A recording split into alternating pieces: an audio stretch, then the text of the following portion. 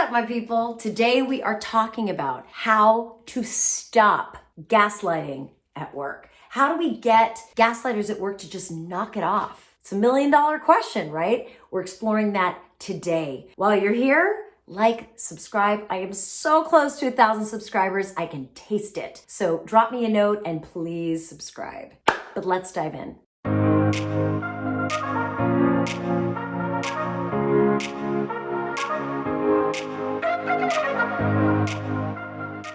All right, so how do we stop gaslighting at work? I mean, the first thing to do is to really figure out, is gaslighting actually happening, right? Sometimes our own internal narratives make us think we're getting gaslit, but really we don't see the whole picture. And so it's really important to discern, am I being gaslit or am I misunderstanding something? Because before we can execute on all the strategies, we really have to be crystal clear. Are we reading the situation properly? And listen, that can sometimes be really hard to do, especially if everyone in your organization has sort of bought the story or drunk the Kool-Aid, as they say. You might need to get outside perspective, like, hey, am I crazy or is this a little weird, right? Really make sure that gaslighting is in fact what's going on. Now, you're probably right. I mean, usually when your instincts tell you that something's off, it usually is off. So let's assume that you have established that what is happening is gaslighting, corporate lying, right?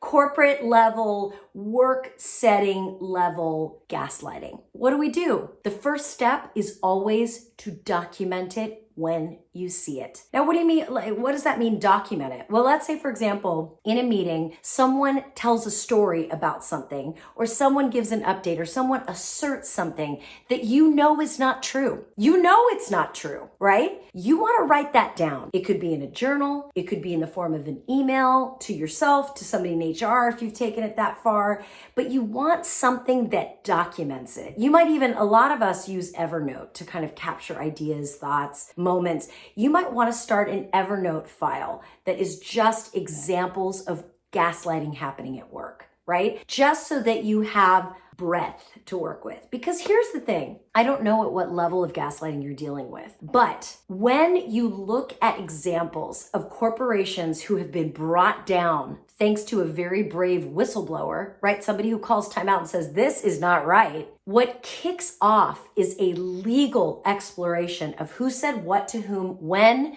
knowing what, right? And the only way you can be a part of that in a productive way is with evidence. Document it, document it, document.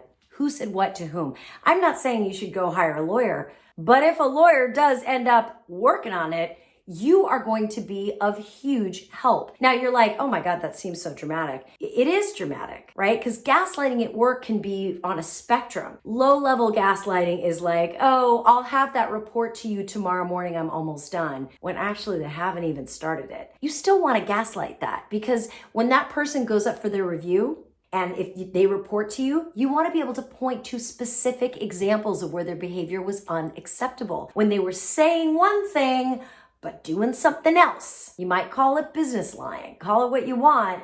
It ain't okay, right? So that's like on the smaller spectrum. But listen, gaslighting at work can go all the way up the spectrum to be like Theranos, right? Or Enron, or the Weinstein Company, right? These are systems that feed off of mild confusion, not really knowing whose version of truth is the right truth. So this stuff can get really high stakes. So step one is document it, document it, document it. Even if you don't share it with anybody else, get in the habit of writing it down. Use Evernote, use a notebook, whatever the heck you want. I recommend digital, easier to protect, easier to back up. Just saying. The second thing you want to do, if you really want to stop gaslighting in its tracks, call it out. And you don't have to be a jerk about it. You can just be like, hey, time out. You know, you're saying that feature was shipped as part of our last update, but it wasn't. We decided not to ship that. So I'm confused as to why it's being included in this conversation, right? What I'm doing there is calling a timeout, gently but directly saying, I'm confused. I know X to be true, but you're saying Y. Can you help me understand the difference? Notice that formula. Timeout. I'm confused. I know X to be true. You're saying Y.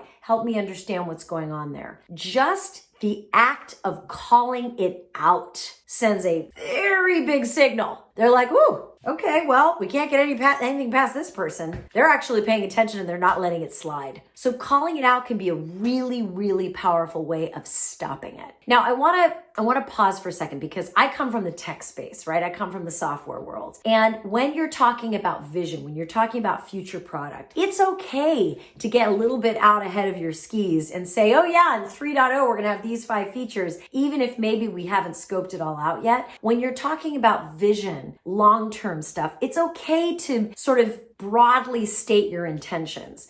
That's not gaslighting. That's just talking about product vision. Gaslighting is when you say, oh yeah, we shipped all 3 of those things in the last version of the software, when you're like, no, you didn't, right? There's a difference between the two. So I just want to make sure you know that little bit of a distinction, okay? So calling it out, huge. Signals to the room you are not to be trifled with and holds people accountable. But here's the other thing about calling it out. If you see someone gaslighting someone else in a meeting, you can call that out too. Don't be a bystander. Be an upstander, as they say, right? So for example, let's say somebody says something mildly racist to a colleague, right? And you're like, and the colleague said, God, that comment made me feel uncomfortable. And the gaslighter's like, you're too sensitive. You're being paranoid. You're reading too much into what I said. Somebody's zooming somebody there. Who's zooming who? He's gaslighting that person into not having their feelings hurt. Not okay. You can call a timeout. Whoa, timeout. What I'm hearing is that what you said, whether or not you intended it to be racist, caused her to feel uncomfortable.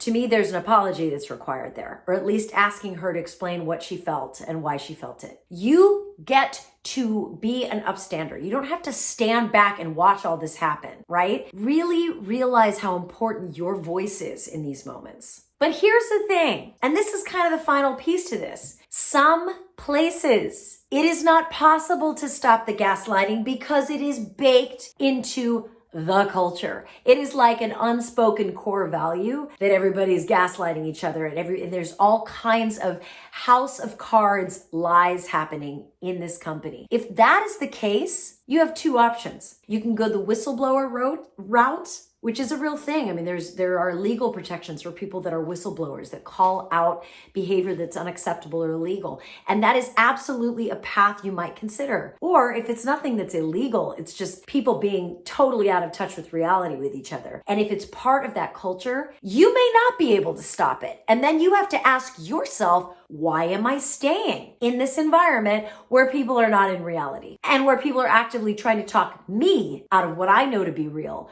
or talk each other? Why would you stay? Here's the thing I know, because I hear lots of comments from people on this YouTube channel. How do I deal? What do I do? What do I do? And they describe long patterns and histories. Companies that have demonstrated time and time again, they have no interest in being grounded in reality. They are in a warp, right? They're not interested in talking truth. They are interested in their own distortion field. Here's the thing. It is a free country. And if you're watching this on YouTube, I'm assuming you live in a free country too. Maybe that's too much to assume, but you don't have to stay. Even if you are financially dependent on it, listen, in your off hours, instead of watching Netflix, dust off that resume. Go get another gig. Some jobs will never get any better because they're gaslighters. It's baked into the culture. And when you figure out that that's where you are, you gotta bounce. You gotta dust off that resume and you gotta bounce. Okay? So I really want you to think about this. When you are in a situation where gaslighting is happening on the job and you want to put a stop to it, you do what you can, right? You call it out, you document it, you try and be the change you want to see. But at a certain point, you got to call it. Because what can happen is we can get so enamored with the role of playing the victim of gaslighting that we kind of fall in love with it and it becomes a habit. Do not let that be a habit. There are plenty of other habits you could pick up, like, a meditation habit, a yoga habit, a running habit. A habit of playing a victim is not a good look. And you know it as well as I do that you are a hero, not a victim, okay? So only tolerate this crap to a point, okay? We clear? That's all I have for you today. I hope this was helpful. If there's other things you want me to talk about, drop me a comment, send me a note. And if you're dealing with a situation that isn't necessarily gaslighting per se, but it's just an environment where you have to get really good at hard conversations, please consider taking my course, noenemy.bronwyncommunications.com. It is a conflict communication class. It teaches you how to have hard conversations easily. Go check it out. And whatever you do, you keep shining. Shine on, my friend. We need your light. I'll see you next time.